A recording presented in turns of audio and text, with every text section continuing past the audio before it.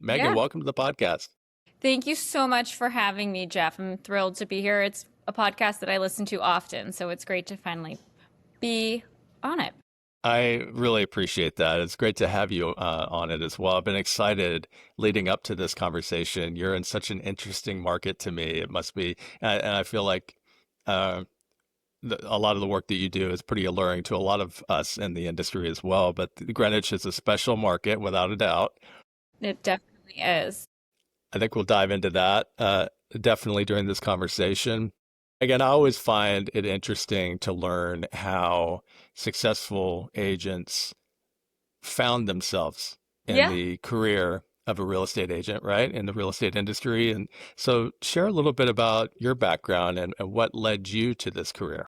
Yeah, no, absolutely. And that's really a great question. And, it kind of is an interesting one. So I started my career in finance. I worked at a single family investment office. Then I was in private equity and then ended kind of my career in hedge funds. So my last role, I was a managing director at a hedge fund, allocating capital as well as doing marketing and IR, so fundraising for the fund. I have four kids, and maybe it was after my second kid, I kind of wanted to work, but I didn't want to work full time in finance anymore. And I had my license, and we have bought and sold apartments in New York City and in Greenwich. And everyone kept saying, "Why aren't you a real estate agent? Why aren't you a real estate agent? You are so good at it. You know exactly what you're doing." So in 2016, I joined a firm here, and I kind of got my feet wet, started doing transactions mostly for family and friends. Just before, when COVID hit, I had joined Compass as one of their founding agents in the Greenwich office. And at the time, they had less than 20 offices in the United States. So it was a great time. And I joined a team, and COVID hit, and it became very, very busy very quickly. And I kind of just had to get my feet right in there. And that's kind of where my career started.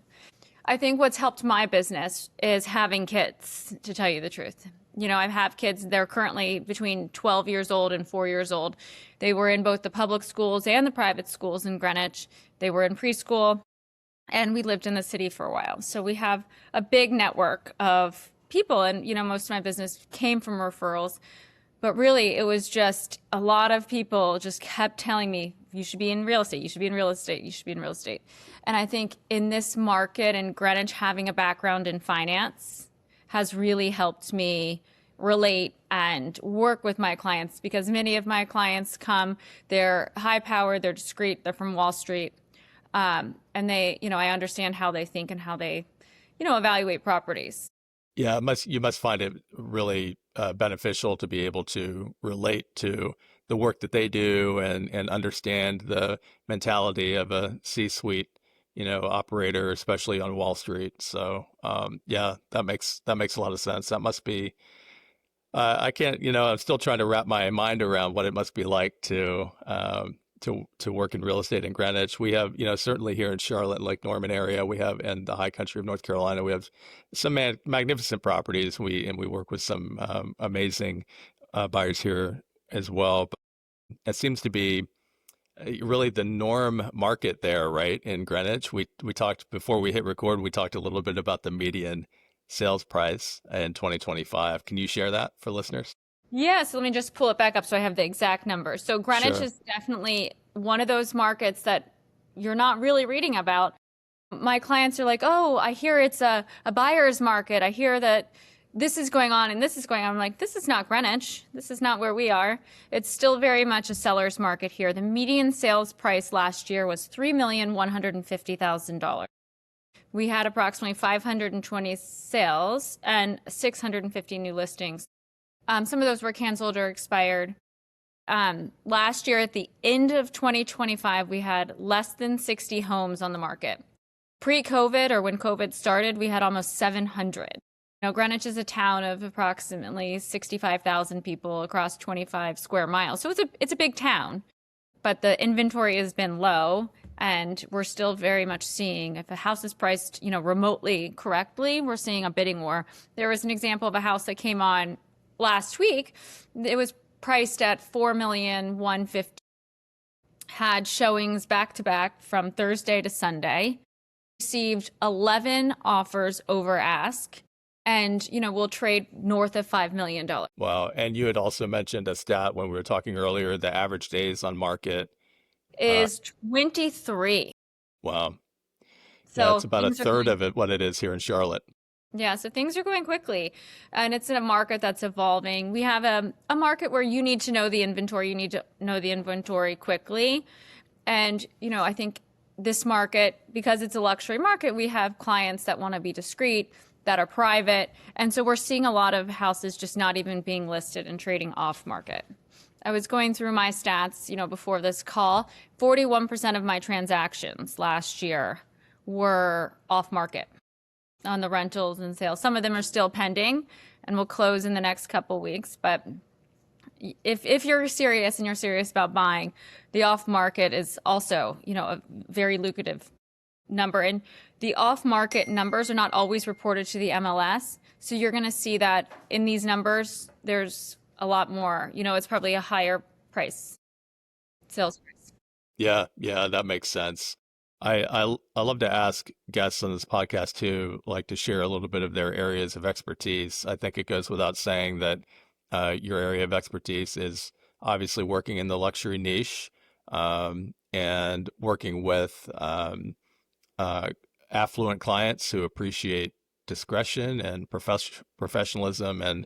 Um, and how much of your business would you say, percentage wise, what uh, listings versus working with buyers? That that's a How's that great split?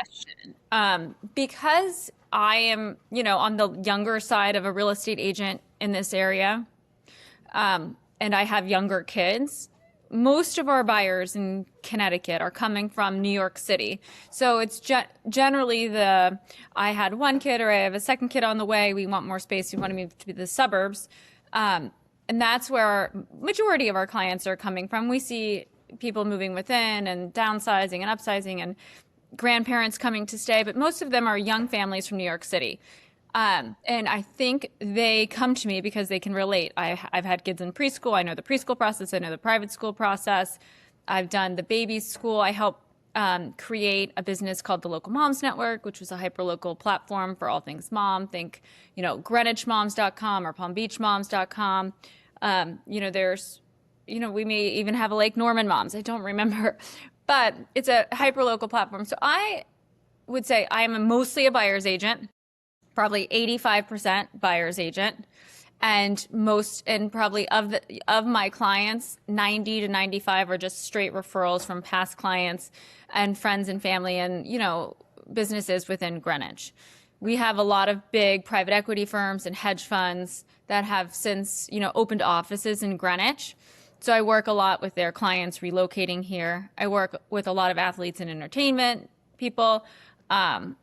But it's almost all just direct referrals, Yeah, which that makes been yeah, great. that makes sense too. Yeah, definitely. And obviously, families that you're helping to relocate to Yeah. Greenwich from Manhattan are, referring their colleagues as well who have the same goals. Yeah. Um, at some point, obviously, that ratio will turn for Yes. And, sure. and this is one of those years I'm seeing. I've got one, two, three, probably seven listings that I know that are going to come on in the next 6 or 7 months, Mhm. which, is double than more than what I'd normally do. So it's definitely changing. And, that's good. I think, to create a business that's sustainable, it needs to be a pretty even split between buyers and sellers.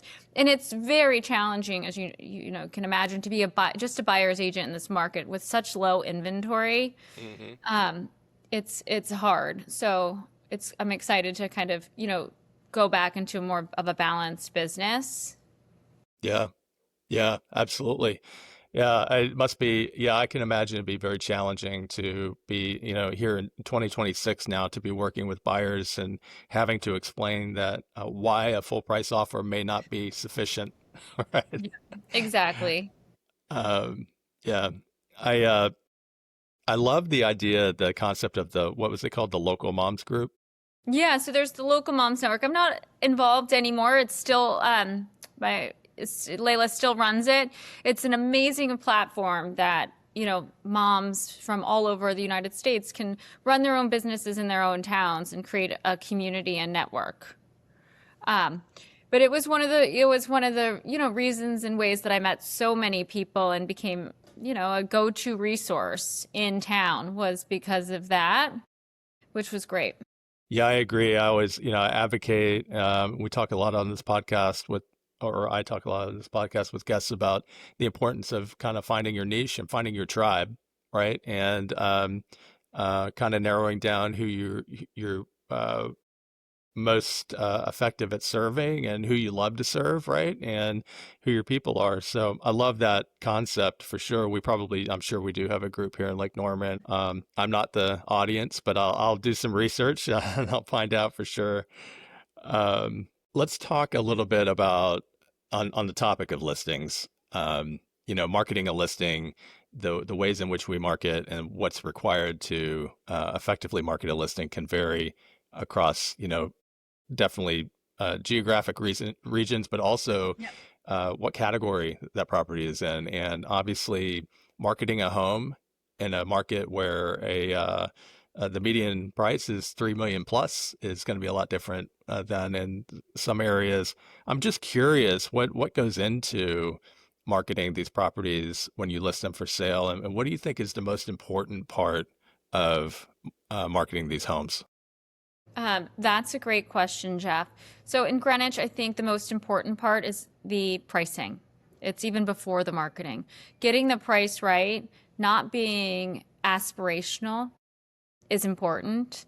We'll see sellers really push that envelope and, want to list for a higher price, but our market is really efficient. Our clients are sophisticated. They can see history. They know what people paid. They see what other things are trading. So the first part of marketing is really getting that price right. Greenwich is definitely a luxury market, so we do kind of multifaceted, ways to market a property. I always do beautiful professional photography, social media videos, drones, floor plans, so that when people see, their first impression is of luxury and the property looks beautiful. From there, we do a lot of newsletter marketing. We have over 7,000 people on our distribution list for our team.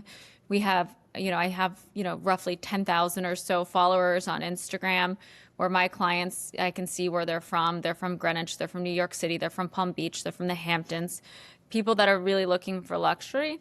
And then we work with some of the luxury publications. We'll put it in the New York Times, the Wall Street Journal, the Financial Times, the James edition. So when we market a luxury property, we really do put a lot into it and try to kick it off on the right. But again, Greenwich we're in a seller's market, so we're not seeing houses stay too long. You'll see on the higher end, the $10 million plus landscape that the houses will linger a little bit longer. But again, if it's priced right, you'll see a bidding war on a $17 million house. Last year in Greenwich, we had I believe the number is over 34 houses trade over 10 million. And then historically, that number is around 7. Wow. So we're Yeah. definitely seeing a lot of influx. Yeah. Yeah. And the pool of buyers is smaller, so it makes sense that, anything over 10 or 12 million is going to, uh, perhaps linger longer on the market than, but like you said, if it's a special property and it's priced right, it's always going to sell quickly, right? If it's Yeah. right location, right condition, and, more unique or special. Hmm. Let's talk a little bit. You mentioned social media, and I'd love to know, a little bit about how your marketing on Instagram has impacted your business, and do you find that your clients are engaged as well on in your social media marketing? I do. And I kind of do a mix of my social media. I obviously have just sold or pending or new listings. I do behind the scenes of listings that I'm working on. I do interviews with contractors and inspectors and how to buy a home and lots of things like that. I use my platform to also market me as a person and working with me. We have a first time buyer Zoom call coming up, where we have 50 or 60 people that have registered. I've partnered with someone in the insurance industry and a mortgage agent to kind of go through what does it look like to buy a house in the suburbs. This is mostly targeted for people from New York City moving to the suburbs, and whether it's Connecticut or Westchester, or New Jersey, or Long Island. I will answer those questions. But social media can be a powerful platform to connect, especially with people that are like-minded. And again, I told you I've received many, many clients from social media, and maybe they're not clients that came from social media, but you post something, oh, I did an off market, and then you post it again and again and again, and someone finally, engages and reaches out and says, hey, I love what you've done. I've seen that you do a lot of off markets. I've been looking for a year or so. We haven't found anything. Can you help me? And then, it becomes a really nice, way to market yourself. And what's great is that you build your platform. It's your brand, your everything about you. And then it's, free. I'm not paying to farm. I'm not, doing ads. I'm not knocking on doors. It's a way to build a brand and a platform that you can leverage any way you want, but it's not part of your paid marketing or advertising budget, which I have found great. I just last week, one of the big internet comedians, PE guy. I don't know if you follow him. I don't. I'm not He is familiar, funny. but now I got to He's look him up. funny. He has, millions of followers across his TikTok, and he makes fun of luxury markets, whether it's Palm Beach or the Hamptons or Greenwich or Boston, St. Louis. He did a shout out in one of his, skits last week. And just the power of social media. He found me through social media. We connected. He talked about the Greenwich market or just Greenwich in general. And, he had a funny saying, but again, like it's that right there was a huge, powerful social media PR market. Yeah, that was a big digital PR win right there. I love that. That's very cool. I love that you also mentioned and kind of highlighted the fact that you publish a lot of content that shares what it's like to work with you, and I think that that's so important. So sharing not just the sharing your activity, the just sold, just listed, just Yeah. closed, etc. But a little bit behind the scenes. I'm sure you probably share some informational or somewhat educational type content as well. Yeah, I think that that's super important. So that doesn't surprise me that you found some success there as well. It's, Instagram, social media is still bang for the buck. And because it is free, it's still the best place to raise, to build awareness for your brand and at least the gateway to working with you, right? But I'm also a huge email advocate as well. Me So too. Me too. I yeah, think part of the whole marketing and connecting with your client is definitely through having multiple touch points. In Greenwich, there's 1,300 real estate agents. Everybody has a friend or two friends or five friends that are real estate agents. And sometimes it's that touch, like, oh, I forgot Megan was an agent. Like, I should call her. Like, we're thinking about moving. Or it's that constant touch, whether it's social media, they see me on social media, or the once or twice a month newsletter that I send out.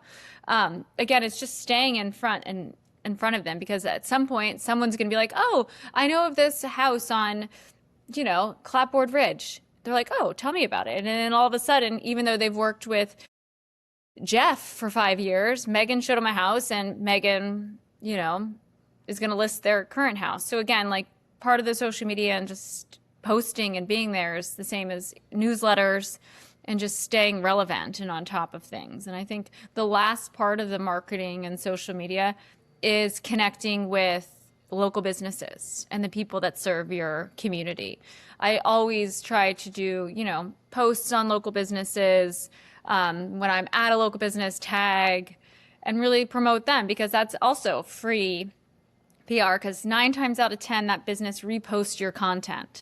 So you're reaching their audience as well on social media.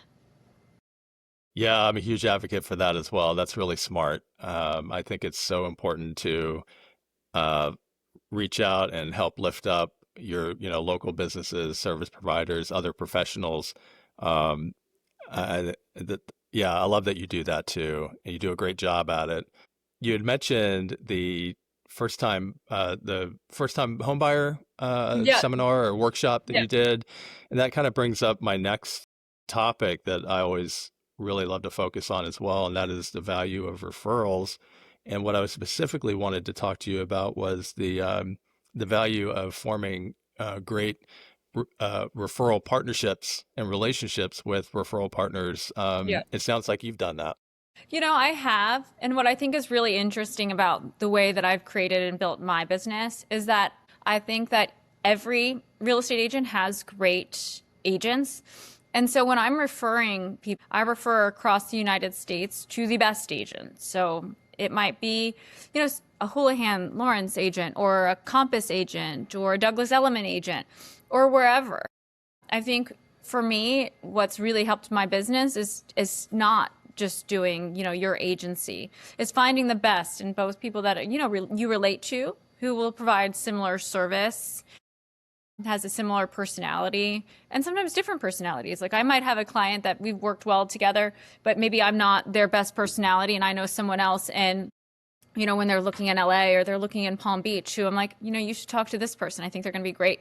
So I think building a referral network is really important. Really understanding who your feeder market is and where your people are going is important. In Connecticut, we obviously have a lot of people coming from New York City, but really, I get a lot of clients from California, clients from Texas, the Hamptons, New York, South Florida. But my clients are going to Nantucket. They're going to South Florida. They're going to the mountain towns. So I do a lot of referrals out west, right? Aspen, Big Sky, Jackson Hole, Deer Valley.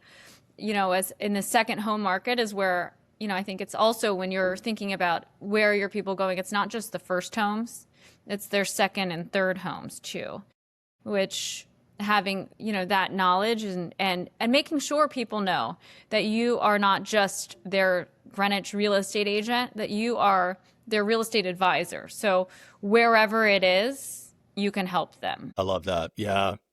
Speaking of second homes, would love to either help your clients or help you connect your clients with a great realtor here in the Lake Norman area. We definitely have a fairly large luxury second home market You here, do. second or third You home definitely do. market. Um, and yeah, we've seen a lot of folks, a lot of buyers from California and the Northeast, and even South Yep. Florida, which is funny Yep. because the climate's definitely different here than South Florida, but it's amazing how many South Floridians will purchase a second or third home here on the lake. Yeah. I mean, it's perfect for It's the cool. summer when so many Yeah, people in South Florida, it's a, it's 200 degrees down there. Yeah, yeah. If they're not going to Aspen, they're going to Lake Norman. that's right. Yeah.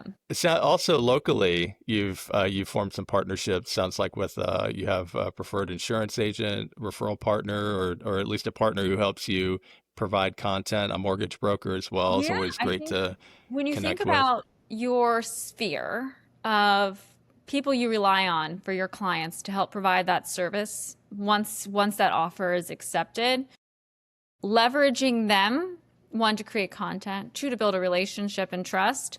But they're also going to be a big referral source. I get a lot of referrals from local attorneys, insurance agents, financial planners, trust and estate attorneys.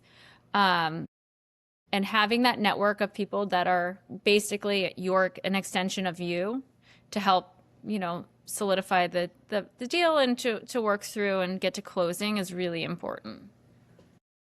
I want to underscore that list of professions that you just Yep. mentioned there is gold. I would recommend anyone that's might be listening that's early in their journey to make note of that and to start, maybe keeping an eye open for opportunities to connect with folks Yeah. in these industries locally.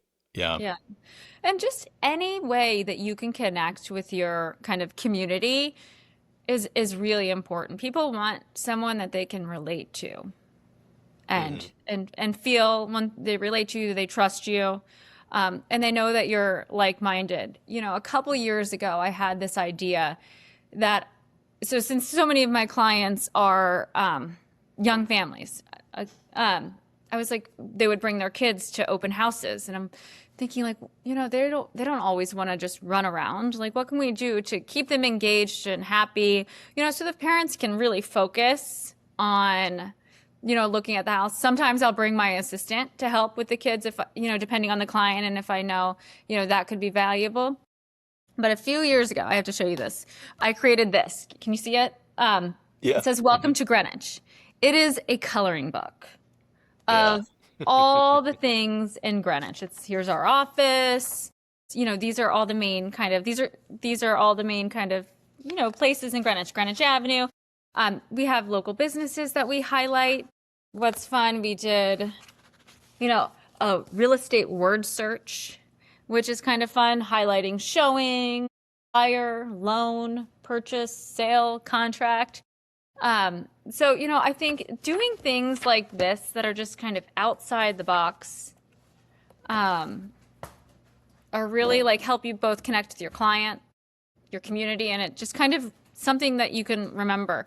And what's interesting, I forget what grade it was, maybe the first or the second grade last year, had a whole topic in school on, all about Greenwich. And these were distributed in the schools. We have them at coffee shops. We have them at the office. We have them at town hall. We have them at all the various places in Greenwich. And again, it's not very, our name is in it. It's not very salesy, but it's something that people always ask for. And I have clients that are going on trips and on airplanes. I think they're 6x8 or 6x7. And they're like, can we have some coloring books so I can throw them in my bag and have something to do? That's brilliant. That's the first time I've seen that. That's a new one for me. A really just, again, inexpensive, easy way to create and do something that's, part of your community and different. I love it. Yeah, that's very, very cool. Can you give a hint as to how, like, if an agent wanted to do something similar to that, Well, what's the best way to go about I mean, that? they can reach out to me and I can connect them. I used a graphic designer and a local, like a printer from China, honestly. And I created all of these. I created them all, I forget. I print about 10,000 a year.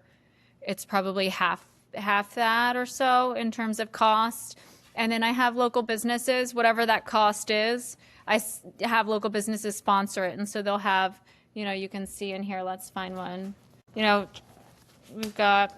Let's find an. That's really smart. So they share also in the cost of Yeah, printing it. Yeah, here's I love Charles that. Hilton and Chelsea Pierce. Whatever the cost is, I divvy up the ads, and that's, we just cover the cost. So Perfect. just to Yeah, that's offset it, super which is cool. great. Yeah, I love that. That's a great idea. I I've gotten so much from this conversation. I've learned a lot. This has been awesome, Megan. I really appreciate you taking time to join the podcast. Before I let you go, I want to ask you, and I feel like you've already shared so much that newer agents and or agents who want to uh, work more in the luxury space can take away from this conversation. But anything specific, any piece of advice specifically that you would offer for either a newer agent or an agent that's early in their journey that really aspires to work in the luxury niche? Yeah, I mean, that's a really great question. I would say just socialize and be in the same realm as the people you want to work with. I think that's really important. When you're out, make sure you're the best version of yourself at all times. You never know who you're talking to, what they might want, who they know, and equally make sure the content that is either on your personal Instagram or out there on social media reflects you and your brand. There's a lot of, times when I see agents, whether I'm like on their personal public page, I'm like, whoa, you know, what's all that about? Because you never Right. know who's watching, who's listening, who's around. It's a Yeah, small yeah, world. stay on brand. I and that point about showing up every day as the best version of yourself. Um, when you go out, when you're working, be professional and show up as the best version. Reminds me of something another agent said on this podcast last year, and that was dress up every day. Like, be ready to work, be presentable, make yourself presentable, and dress up every day and go to work. Yeah. So, What is that saying? um, Dress for success. Dress for success. Yeah, yeah, yeah. Dress for the job you want, not the job you have, or something Exactly, like that. Yeah, exactly. I love it, Megan. This has been awesome. For listeners who want to learn more about you and connect with you, what's the best way? You can reach out to me on Instagram. That's probably the easiest. It's Megan Sullivan Greenwich on Instagram. I'll have the link, of course, in the Perfect. description for this, and we'll look forward to tagging you on Instagram, of course, when I release this Perfect. episode. Great. Thank Megan, you, this has Jeff. been, yeah, this has been amazing. Thanks so much for your time. Thank you for joining the Perfect. podcast. Of course. Thanks for having me. Loved this.